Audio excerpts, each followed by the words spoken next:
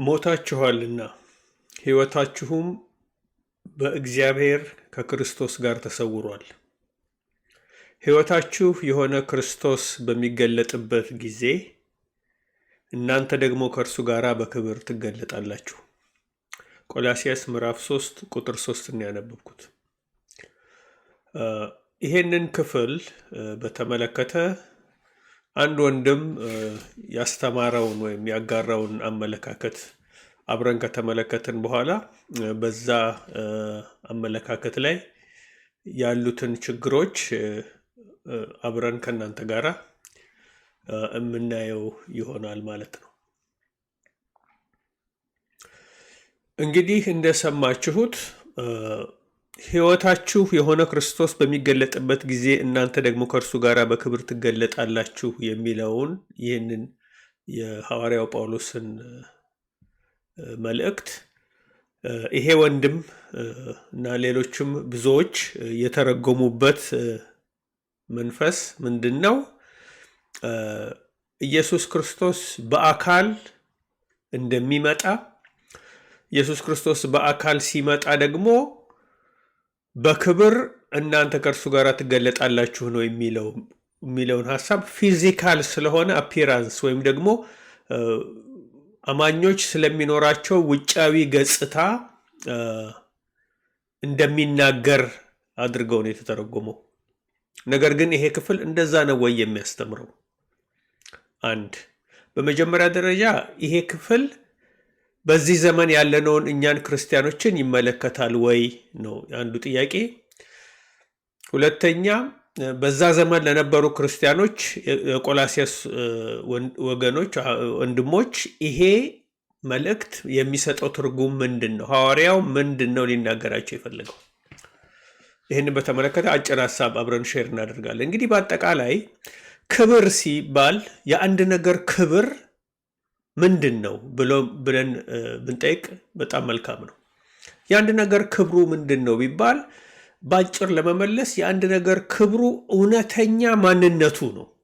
እውነተኛ ማንነቱ ክብሩ ነው። እውነተኛ ምንነቱ ወይም እውነተኛ ማንነቱ ክብሩ ነው። ለዚህ ነው የተለያየ ክብር አለ። ለምሳሌ የሰማያዊ አካል ክብር ሌላ ነው፣ የመንፈሳዊ አካል ክብር ሌላ ነው፣ የተፈጥሮ አካል ክብር ሌላ ነው፣ የጨረቃ ክብር ሌላ ነው፣ የፀሐይ ክብር ሌላ ነው እያለ መጽሐፍ ቅዱስ ይናገራል። በቆላስይስ ለምሳሌ በቆሮንቶስ ላይ እና አሁን የእግዚአብሔር ክብር አለ፣ የሰው ክብር ሌላ ነው። የተለያዩ ፍጥረታት የራሳቸው የሆነ ክብር አላቸው። ስለዚህ ክብር የሚለው ቃል በአንድ መንገድ የሚገልጸው ምንድን ነው? እውነተኛ ማንነቱን ነው። አሁን እዚህ ጋር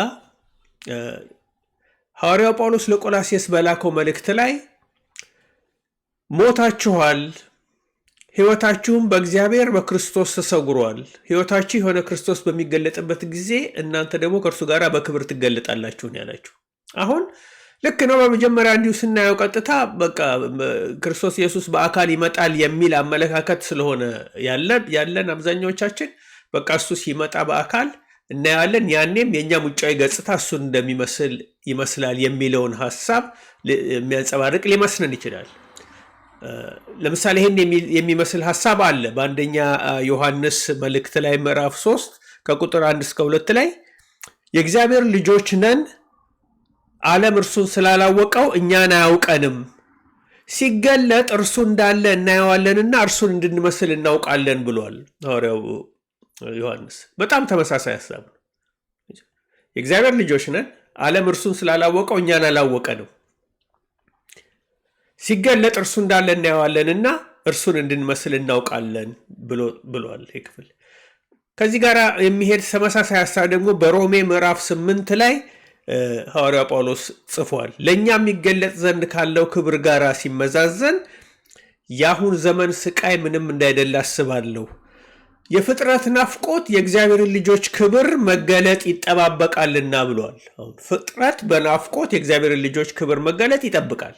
እነዚህ ሀሳቦች ሶስቱም ስለ አንድ ሀሳብ ነው የሚናገሩት። አሁን ጥያቄው ስለምን አይነት ክብር ነው የሚናገሩት?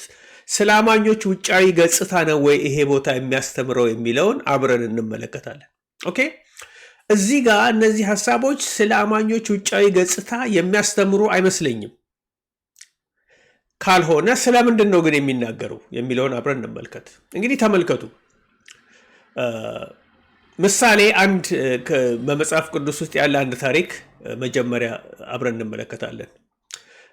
በገላትያ ምዕራፍ 4 ነው መሰለኝ ባልሳሳት፣ ሐዋርያው ጳውሎስ አንድ ነገር ጽፎ ነበር። እንደዚህ ይላል ከቁጥር 21 ጀምሮ፣ እናንተ ከሕግ በታች ልትኖሩ የምትወዱ ሕጉን አትሰሙምን? እስኪ ንገሩኝ። አንዲቱ ከባሪያይቱ አንዲቱ ከጨዋይቱ የሆኑ 2 ልጆች ለአብርሃም እንደነበሩት ተጽፏልና፣ ነገር ግን የባሪያይቱ ልጅ እንደ ሥጋ ተወልዷል፣ የጨዋይቱ ግን በተስፋው ቃል ተወልዷል ብሎ አንድ መንፈሳዊ ምስጢር እዚህ ጋር መግለጥ ሲጀምር እንመለከታለን። እንግዲህ ይሄ ታሪክ ሁላችንም እናውቀዋለን። በዘፍጥረት መጽሐፍ ያለ ታሪክ ነው። አብርሃም 2 ልጆች እንዳሉት፣ የመጀመሪያው ልጁ ከአጋር የተወለደው ኢስማኤል እንደሆነ፣ በኋላ ግን ከሳራ ደግሞ እግዚአብሔር ልጅ እንደሰጠውና እሱም ይስሐቅ እንደሆነ እንመለከታለን። አሁን ይስሐቅና አብርሃም እነዚህ 2 ልጆች ነበሩት አብርሃም። እግዚአብሔር ይስሐቅ እንዲወርሰው ነው ሐሳቡ የአብርሃም ወራሽ እንዲሆን ማለት ነው። አብርሃም ደግሞ ከመጀመሪያው ይስሐቅ እሱ ወራሼ ነው ብሎ ነው የሚያስበው። ለምን? የበኩር ልጅ ስለነበረ ማለት ነው። አሁን በውጭ ያሉ ሰዎችን፣ ሌሎች ከውጭ የሚያዩ ሰዎችን ብንመለከት ኢስማኤል የበኩር ልጅ ስለሆነ እሱ ወራሽ ነው ብለው ሊያስቡ ይችላሉ። እንደዛ ቢያስቡ ምንም ችግር የለበትም። ምክንያቱም በካልቸሩ በባህሉ መሰረት በሀገር ውስጥ በኩር የሆነው የመጀመሪያ ወንድ ልጅ እሱ የአባቱ ወራሽ ነው የሚሆነው። አሁን እዚህ ጋር ያንን የአብርሃምን ታሪክ ቀጥለን ብንመለከት ምን ሆነ ነው የሚለው። ከዛ በኋላ ታሪኩ እንደምታውቁት እስማኤል በይስሐቅ ላይ ሲቀልድበትና ሲስቅበት ሳራ ባየች ጊዜ ወደ አብርሃም ሄዳ ኮምፕሌን አደረገች። ኮምፕሌን ስታረግ አብርሃም ወደ እግዚአብሔር ቀረበ እና ሲጠይቀው የሚስትህን ቃል ስማ እና ባሪያይቱን ከልጇ ጋር አሳዳታለሁ ማለት አስወጣት ከቤት አለው ማለት ነው። እና ስለዚህ አብርሃም ይወርሰኛል ብሎ ይጠብቅ የነበረው የመጀመሪያ ከአብራኩ የወጣ የመጀመሪያ ልጁ፣ እርግጠኛ ነኝ በጣምም የሚወደው ልጁን፣ እሱን እግዚአብሔር ባዘዘው መሰረት ከእናቱ ጋር ከአጋር ጋር ከቤት እንዳባረራቸው የሚያስፈልገውን ነገር ሰጥቶ እንዳስወጣቸው መጽሐፍ ቅዱስ ይነግረናል ማለት ነው። አሁን ተመልከቱ ይሄንን ክፍል እንዴት አድርጎ ሐዋርያው ጳውሎስ በገላትያ ምዕራፍ 4 ላይ እንደሚተነትነው። ይህ ነገር ምሳሌ ነው። እነዚህ ሴቶች እንደ 2 ኪዳኖች ናቸው አለ። ከደብረ ሲና የሆነችቱ አንዲቱ ለባርነት ልጆች ትወልዳለች። አሁን ከደብረ ሲና የሆነችው ማለት አጋር ማለት ነች። እሷ ደብረ ሲና ማለት የሲና ተራራ ማለት ነው። ሕጉን አይሁዶች የተቀበሉበት ቦታ ማለት ነው። ከዛ የሆነችው ማለት ኪዳን፣ የመጀመሪያው ኪዳን ለባርነት ልጆችን ትወልዳለች። እርሷ አጋር ናት አለ። አሁን እቺ አጋር የብሉይ ኪዳን ምሳሌ ነች፣ ወይም ብሉይ ኪዳንን ትመስላለች ነው የሚለው። በብሉይ ኪዳን ውስጥ ያሉ ልጆች ባሪያዎች ናቸው፣ ወይም የብሉይ ኪዳን ለባርነት ነው ህዝቡ፣ ወይም በብሉይ ኪዳን ውስጥ ያሉ ሰዎች ሁሉ በብሉይ ኪዳን እግዚአብሔርን የሚያመልኩ ሰዎች ባሪያዎች ናቸው ብሎ ነው እግዚአብሔር ቃል የሚናገረው። የምን ባሪያ? የኃጢአት ባሪያዎች ናቸው። ይህቺ አጋር በአረብ ምድር ያለውን ደብረ ሲና ናት አለ። አሁን በብሉይ ኪዳን ሕግ የተቀበሉበትን የሲና ተራራ ነች አጋር ብሎ እንደገና የደብረ ሲና ምሳሌ መሆኗንም ይነግራል ይህ ክፍል። አሁን ያለችውን ኢየሩሳሌምን ትመስላለች አለ። አሁን ያለችውን ኢየሩሳሌምን ሲል የገላትያ መልእክት በተጻፈ ጊዜ ገና በኢየሩሳሌም የነበረው መቅደስ ሳይፈርስ የብሉይ ኪዳን ስርዓት ከመሻሩ በፊት የነበረችውን ኢየሩሳሌም ነው ማለቱ ነው። ያችን ኢየሩሳሌም ትመስላለች። ማ? አጋር። ለምን? እቺ ኢየሩሳሌም ከልጆቿ ጋራ በባርነት ናትና አለ ሐዋርያው ጳውሎስ። ክብር ለእግዚአብሔር ይሁን። አያችሁ፣ የብሉይ ኪዳኗ ኢየሩሳሌም በባርነት ስር ነው ያለችው። በኃጢአት ባርነት ስር ነች። ነፃ አይደለችም። ወይም ኪዳኑ ነፃ የሆኑ ሰዎችን አያፈራም እያለ ነው ሐዋርያው ጳውሎስ። ላይኛይቱ ኢየሩሳሌም ግን በነፃነት የምትኖር ናት፣ እርሷ እናታችን ናት አለ። አሁን ስለ ሌላ ኢየሩሳሌም ይናገራል። እዚህ ጋር የላይኛይቱ ይላታል። እቺ ሰማያዊቱ ኢየሩሳሌም ጽዮን መጽሐፍ ቅዱስ በተለያየ መንገድ ይጠቅሳታል። እሷ ግን እናታችን ናት አለ። እናት እንግዲህ የምትወልድ ማለት ነች፣ የወለደችን ነች ማለቱ ነው ሐዋርያ ጳውሎስ በዛ ጊዜ። አንቺ የማትወልጅ መካን ደስ ይበልሽ፣ አንቺ አምጠሽ የማታውቂ እልል በይ እና ጩሂ፣ ባል ካላቱ ይልቅ የብቸኛይቱ ልጆች በዝተዋል ተብሎ ተጽፏል። ይሄ ትንቢት ቃል የተጻፈው ስለ ላይኛይቱ ኢየሩሳሌም ነው የሚለው ሐዋርያ ጳውሎስ። እኛም ወንድሞች ሆይ እንደ ይስሐቅ የተስፋ ቃል ልጆች ነን። አሁን ሁለት ልጆች አሉ። በተስፋ ቃል የተወለደው ይስሐቅ አለ፣ በስጋ ፈቃድ የተወለደው እስማኤል አለ። አሁን እኛ የሚለው በተስፋ ቃል ወይም ኢየሱስ ክርስቶስን በማመን በዛ ተስፋ የተወለዱ ልጆች እኛ እንደ ይስሐቅ ነን ነው የሚለው። ነገር ግን ይላል እዚህ ቁልፍ የሆነ ነገር ይናገራል። እንደ ስጋ የተወለደው እንደ መንፈስ የተወለደውን በዚያ ጊዜ እንዳሳደደው ማለት ነው። እስማኤል ይስሐቅን ያሳድደው ያላግጥበት ይስቅበት እንደነበረ እኔ ነኝ ወራሽ፣ እኔ ነኝ የመጀመሪያ ልጅ እያለ ነበረ የሚቀልድበት የነበረው።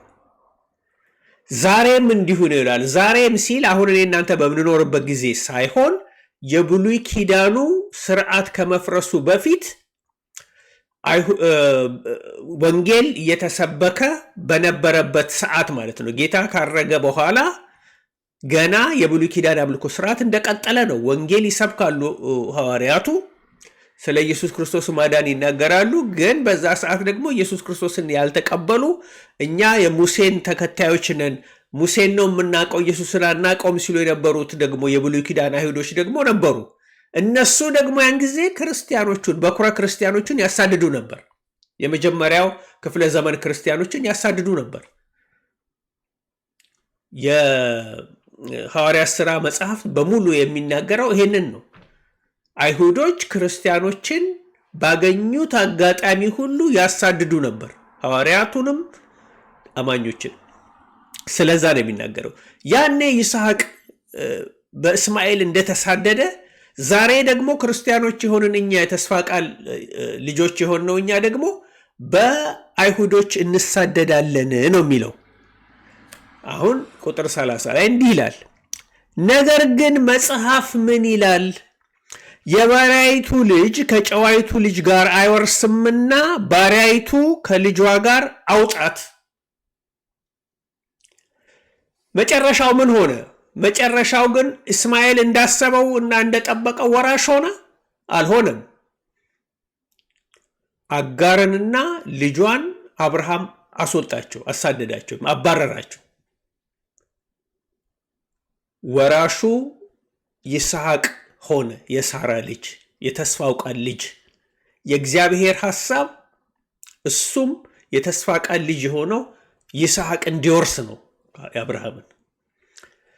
አሁንም በብሉይ ኪዳን ፍጻሜ ዘመን ላይ ወንጌል በሚሰበክበት ሰዓት አይሁዶች እኛ የእግዚአብሔር ልጆች ነን፣ እኛ የሙሴ ልጆች ነን፣ እግዚአብሔር ሙሴን ተናግሮታል፣ የምናውቀው ሙሴን ነው ብለው ይመኩ የነበሩትና የእግዚአብሔር ወራሾች ነን፣ እግዚአብሔር ከኛ ጋር ነው ይሉ የነበሩት እነሱ ወራሾች ሳይሆኑ ኢየሱስ ክርስቶስን በማመን የእግዚአብሔር ልጆች ሆነናል፣ ወራሾች እኛ ነን ሲሉ የነበሩትን ክርስቲያኖች እነሱ ወራሽ መሆናቸውን ለማሳየት ምን መደረግ ነበረበት?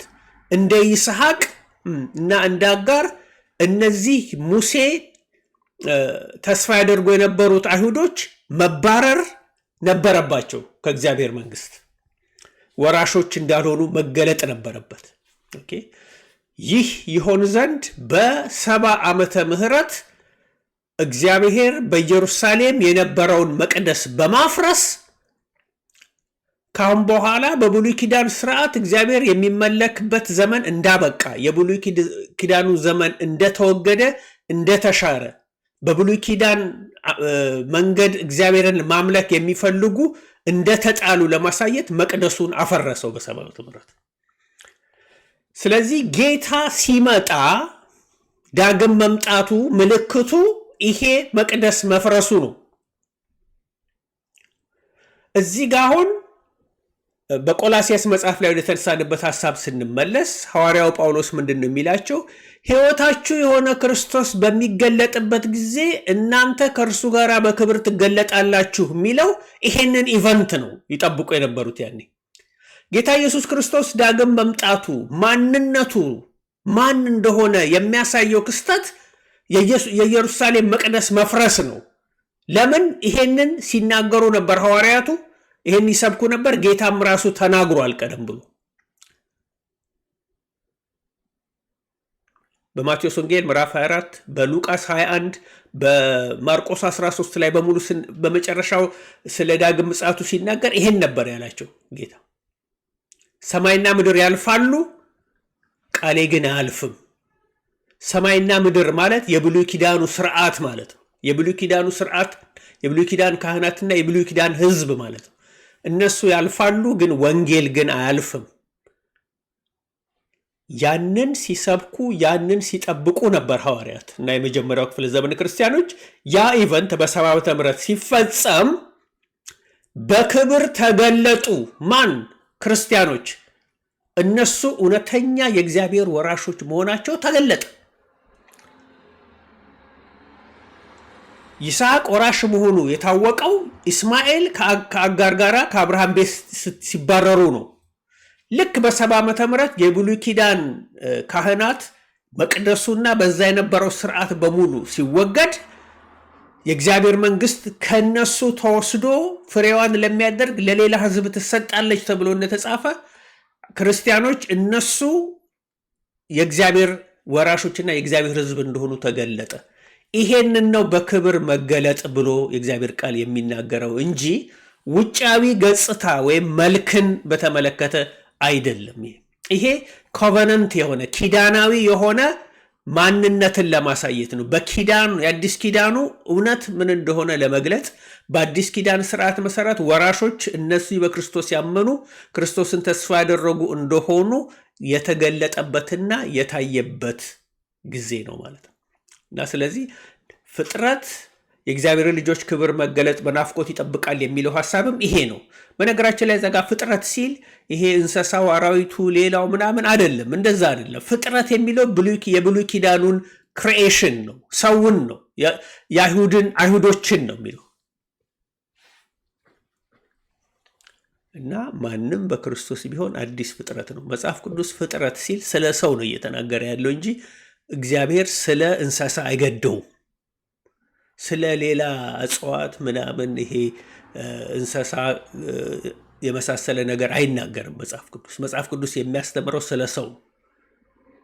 ስለዚህ ብሉይ ኪዳናዊው እንኳን ፍጥረት ተስፋ የተሰጠው ማለት ነው ከአዳም ዘመን ጀምሮ የነበረው ፍጥረት በናፍቆት ይጠብቀው የነበረው የእግዚአብሔር ወራሾች ማን መሆናቸው መገለጥ ስለሆነ ይሄ ነገር በ70 ዓመተ ምህረት ታወቀ ማለት ነው። ስለዚህ ክርስቲያኖች እውነተኛ የእግዚአብሔር ሕዝብ እንደሆኑ እውነተኛ ማንነታቸው በአካል ሲታዩ ከሰው ጋር ሲወጡ ሲገቡ፣ በአይሁዶች ሲሰደዱ፣ ሲታሰሩ፣ ሲገደሉ ምንም ነው የሚመስሉት። በቃ ምንም ከውጫዊ ገጽታቸው ከክርስቲያኖች ከሌሎች ሰው የተለየ አይደለም። ነገር ግን ውስጣቸው ሌላ ነው። እነዚህ ሰዎች መንፈስ ቅዱስ የተሞሉ ከመንፈስ ቅዱስ የተወለዱ የእግዚአብሔር ወራሾች መሆናቸው ይሄ ኢቨንት ገለጠ ማለት ነው። ከዛ ጊዜ ጀምሮ ስደት አበቃ። በክርስቲያኖች ላይ ያለ ስደት ያሳድዷቸው የነበሩትን እግዚአብሔር በበቀል ተበቀለላቸው፣ ፈረደባቸው በእነሱ ላይ። ከዛ ጊዜ ጀምሮ ክርስትና በግልጽ ተገለጠ። ክርስቲያኖች በክብር ተገለጡ ማለት ነው። ስለዚህ ነው እየተናገረ ያለው ይህ ክፍል እንጂ ስለ አካላዊ ወይም ውጫዊ ገጽታ አይደለም ማለት ነው። ጌታ ይባርካችሁ። ክብር ለእግዚአብሔር ይሁን።